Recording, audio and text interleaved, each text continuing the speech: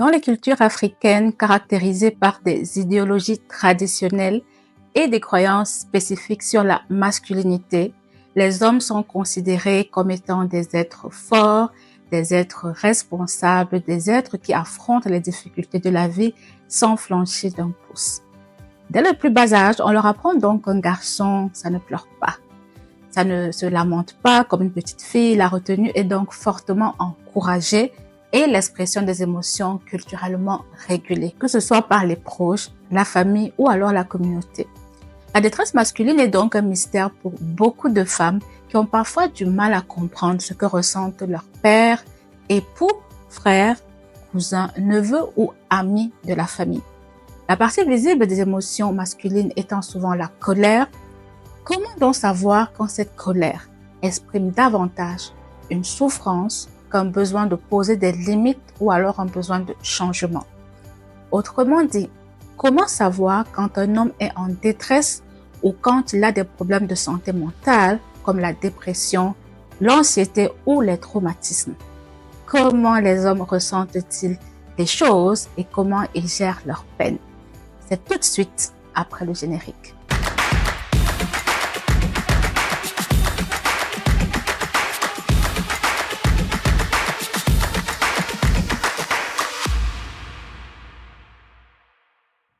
Bonjour à tous et bienvenue sur Mental Science, la chaîne YouTube qui sensibilise sur la santé mentale dans les communautés africaines. La santé mentale des hommes est une question peu explorée et peu mise en avant. On leur a souvent dit quand ils étaient petits qu'un homme ne pleure pas et qu'il ne se lamente pas. On leur a dit qu'un homme, il se doit d'être fort et d'encaisser les épreuves de la vie sans flancher. Parce que c'est ça être fort, c'est cela être un homme. On leur a également dit qu'il ne fallait pas montrer leurs émotions parce qu'ils n'étaient pas des petites filles et qu'ils devaient réprimer ce qu'ils ressentent. Toutefois, à l'âge adulte, on leur demande maintenant pourquoi ils ne parlent pas. Pourquoi ils ne pleurent pas? Pourquoi ils n'expriment pas ouvertement leur détresse comme le font les femmes? Il faut savoir que tout le monde vit des épreuves. Tout le monde est confronté un jour ou l'autre à de la souffrance. Les hommes eux aussi vont vivre des choses très difficiles et vont parfois avoir besoin d'aide. Mais comment vont-ils donc en parler quand ils ont peur qu'on les traite de faibles ou qu'on leur dise qu'un homme ne se lamente pas, arrête, tu dois être fort, tu dois être plus dur que ça. Et d'ailleurs, comme plusieurs auteurs le soulignent, dans certaines régions, la maladie mentale est communément considérée comme une question surnaturelle, religieuse, plutôt que comme un problème médical. La maladie mentale est donc encore stigmatisée dans beaucoup de communautés, dont les communautés africaines. Et les idéaux masculins selon lesquels les hommes doivent être forts, résilients et prendre soin des autres sont encore prédominants. Les hommes africains peuvent donc ne pas être disposés à rechercher une aide professionnelle quand ils en ont besoin. Ils vont davantage se tourner vers le soutien amical, familial et même parfois essayer de résoudre leurs problèmes tout seuls parce qu'ils se disent qu'ils n'ont besoin de personne. Si certains arrivent quand même à aller consulter, c'est après avoir essayé plusieurs fois de résoudre leurs problèmes et malgré cela, la situation est devenue chronique et a dépassé leurs capacités. Maintenant, nous allons parler des stéréotypes qui peuvent être considérés un peu comme l'arbre qui cache la forêt. On dit souvent que les Noirs, ils sont forts, ils ne se suicident pas, ils ne font pas de dépression. Donc, il y a ce stéréotype-là dans lequel les Africains ne se lamentent pas, surtout les hommes. Je rappelle au passage qu'il existe quand même des hommes qui ont des diagnostics de maladies mentales comme la dépression. Oui, donc il y a des hommes africains aussi qui peuvent être malades. Parce que la maladie mentale n'est pas, comme beaucoup le pensent, synonyme de folie. Elle se réfère principalement à une maladie qui n'est pas physique et donc on ne peut pas voir. Il y a même des auteurs qui parlent de maladies invisibles. Vous voyez donc que le discours social peut constituer un obstacle à la demande d'aide. Car un homme qui vit de la détresse peut prendre peur et se dire que ce serait une honte si ses proches ou alors la communauté étaient au courant qu'il voit un psy ou un thérapeute. Pire encore, s'il prend des antidépresseurs. Il ne veut pas qu'on le juge, il ne veut pas qu'on se moque de lui et il estime que de toutes les façons, il est capable de gérer ses problèmes. Donc, admettre sa souffrance et son besoin d'aide peut porter un coup à la manière dont il se perçoit en tant qu'homme. Ceci explique pourquoi certaines personnes ne souhaitent pas se confier sur leur détresse et encore moins, certains hommes ne veulent pas accepter le soutien qui leur est proposé parce que pour eux, Ce serait comme si on est en train de leur dire qu'ils sont incapables de gérer leur situation. Toutefois, comme je l'ai dit tout à l'heure, il y a des hommes quand même qui vont faire la démarche d'aller chercher de l'aide, même s'ils ne le disent pas à leurs proches. Maintenant, quels sont les facteurs qui peuvent impacter la santé mentale des hommes? Un peu comme tout le monde, je dirais. Les hommes sont aussi des êtres humains comme nous. Nous pouvons citer le fait de grandir dans des familles dysfonctionnelles, avec des parents maltraitants, négligents, absents, le fait d'avoir été rejeté par les proches, l'intimidation à l'école, les violences éducatives. Par exemple, dans un mariage, une compagne qui les dévalorise et qui les humilie constamment, elle leur manque de respect. Nous avons aussi des familles où les hommes ont des charges familiales énormes qui dépassent carrément leurs capacités. Ils sont dans un environnement où on les exploite émotionnellement, financièrement et parfois ils peuvent vivre énormément de stress. Il y a donc beaucoup d'hommes qui sont malheureux dans leur couple, dans leur famille et qui subissent beaucoup de pression. Et par peur du regard des autres et des réactions sociales, ils vont donc masquer cette détresse. Certains vont toutefois développer des comportements de fuite ou d'évitement. Fuite dans le travail, fuite dans des sorties, des activités à l'extérieur, rentrer tard le soir, consommer, avoir des conduites sexuelles à risque, multiplier les partenaires par exemple. Attention, je ne dis pas ici que tout le monde le fait, c'est juste des exemples.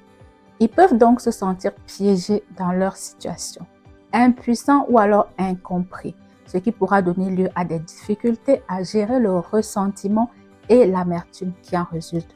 On va donc voir un homme devenir irritable, colérique, s'isoler ou alors se détacher de ses proches. Il y a même des hommes qui vont avoir des maladies comme le VIH, le cancer et ça va être très difficile pour eux. Le choc sera terrible et ce ne sera pas facile de communiquer sur cette situation avec eux. Un homme qui fait face à une maladie grave ou chronique va avoir besoin de beaucoup d'aide et de soutien, mais faudrait-il encore que cet homme-là puisse s'ouvrir et qu'il ait envie de partager ce qu'il vit. Ce n'est pas toujours évident pour lui et encore moins pour ses proches. Qu'en est-il maintenant des facteurs de risque pour la santé mentale des hommes en contexte d'immigration? Oui, parce que quitter son pays pour s'installer dans un autre peut être motivé par différentes raisons.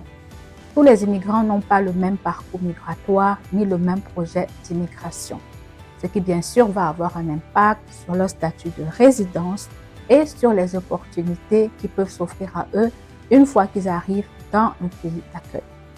Hormis les désillusions qui accompagnent parfois le parcours de plusieurs immigrants, la santé mentale des hommes dans ce contexte peut être influencée par trois types de facteurs.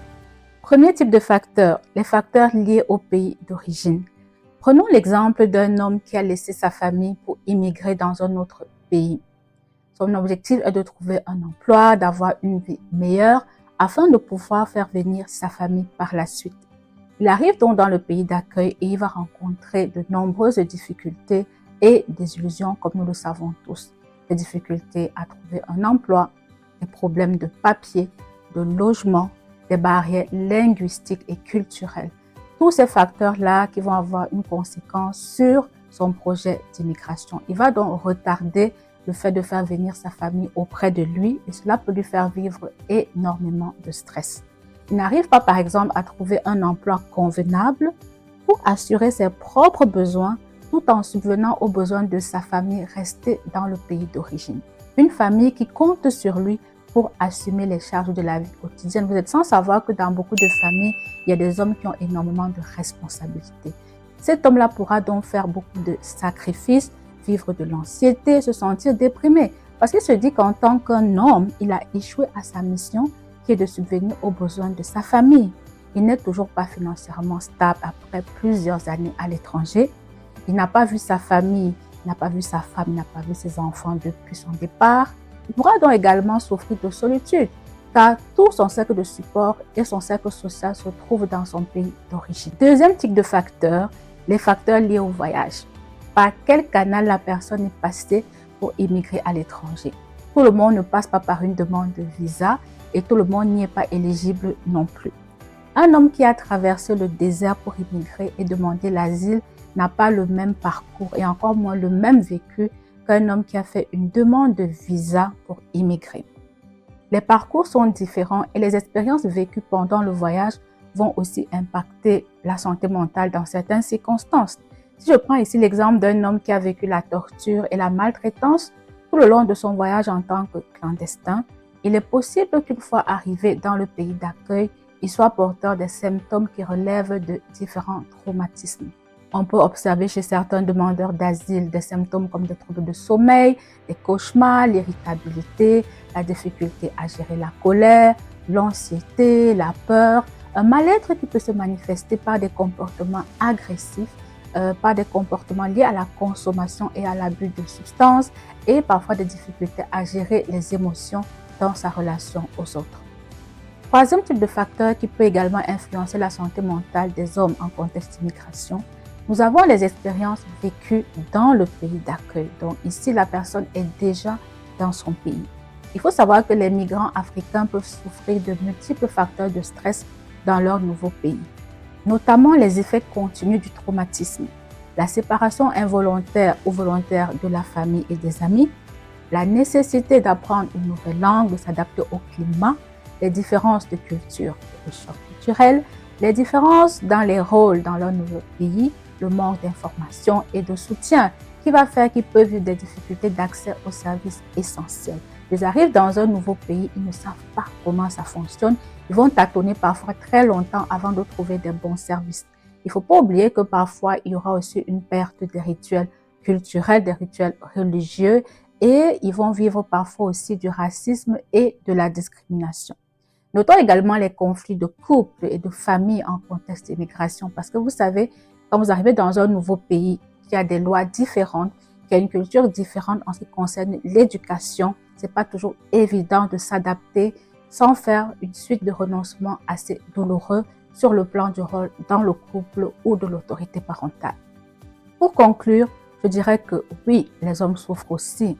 Oui, il arrive qu'ils fassent face à des épreuves comme le deuil, la perte d'un être cher, le licenciement, le divorce, le chômage, la maltraitance conjugale et familiale et bien d'autres traumatismes encore qu'ils peuvent vivre tout au long de leur vie. Des expériences qui vont les affecter et remettre en question la perception qu'ils ont d'eux-mêmes et le sentiment parfois d'être un vrai homme selon les standards culturels auxquels ils adhèrent. Ils vont parfois se sentir diminués, en échec et vivre un sentiment de honte face à plusieurs situations. Un homme qui ne se sent pas respecté va parfois souffrir énormément. On peut également se demander si les hommes pleurent souvent. Moi, je dirais que oui, mais pas devant n'importe qui, pas devant tout le monde. Parfois, les pleurs sont ritualisés, ça dépend des circonstances. Certains hommes vont se cacher pour pleurer, d'autres vont pleurer en face des personnes de confiance et d'autres vont manifester leur détresse à travers de la colère ou de l'irritabilité. Un homme qui exprime de la colère peut donc dans certaines situations être en train d'exprimer énormément de peine et de chagrin. Parce qu'il ne sait pas faire autrement, on ne lui a pas appris à faire autrement, ça fait partie de son éducation, de sa culture, de ses codes familiaux et culturels. Les hommes peuvent exprimer leur détresse de plusieurs manières et pas forcément de la façon dont nous les femmes nous l'exprimons. Et comme nous, ils ont également besoin d'écoute, d'amour, de respect, de support et d'empathie. Je tiens à rappeler ici que chaque cas reste spécifique. Ici, je n'ai parlé que des généralités, mais n'oublions pas que les communautés africaines sont diverses, on n'a pas les mêmes cultures, on n'a pas les mêmes codes de conduite, on n'a pas la même éducation et on n'a pas la même personnalité. Donc, chaque homme va avoir un certain type de comportement, une manière de gérer ses émotions qui va prendre en compte plein de facteurs que je n'ai pas cités ici parce que je ne connais pas l'histoire de tous les hommes, bien évidemment. Le plus important dans cette vidéo était simplement de sensibiliser sur le fait que oui, même si les hommes ne manifestent pas leurs émotions de la même manière que nous, ça ne veut pas dire qu'ils ne souffrent pas. Ils souffrent aussi, mais ils ont simplement une autre manière de le démontrer. Et ça, ce n'est pas que dans les communautés africaines. Si vous regardez par exemple les recherches qui ont été faites dans d'autres communautés, vous verrez que les hommes ont une manière différente parfois de démontrer aussi leurs émotions. Je me rappelle une étude que j'avais lue sur la dépression qui disait que c'était difficile de dépister la dépression chez les hommes. Pourquoi? Parce que les symptômes correspondent beaucoup plus à la manière dont les femmes manifestent la dépression qu'à la manière dont les hommes vont la manifester. Vous savez que les études sont faites sur base des échantillons. Donc, pour pouvoir faire une étude, il faut bien sûr qu'on ait des personnes qui aient été diagnostiquées de la maladie en question. Donc, si dans un échantillon, on a beaucoup plus de femmes il se peut que les résultats soient beaucoup plus applicables par rapport aux femmes. Donc voilà, c'était juste une petite parenthèse au niveau de la recherche. Que pensez-vous de la santé mentale des hommes? Comment les hommes dans vos communautés, dans vos familles respectives perçoivent et conçoivent la détresse? Comment ils la communiquent? Quelle est l'image qui, selon eux, correspond à la manière dont un homme devrait se comporter quand il vit de la détresse? Est-ce que le fait d'aller demander de l'aide est perçu comme une preuve de faiblesse chez les hommes ou chez certains hommes? Dites-moi ce que vous en pensez en commentaire. Quant à moi, je vous dis à très bientôt pour une nouvelle vidéo. Et n'oubliez pas, pour ceux qui sont nouveaux sur cette chaîne, abonnez-vous, likez, partagez et n'oubliez pas d'appuyer sur la cloche de notification pour être prévenu de notre prochaine vidéo. À bientôt.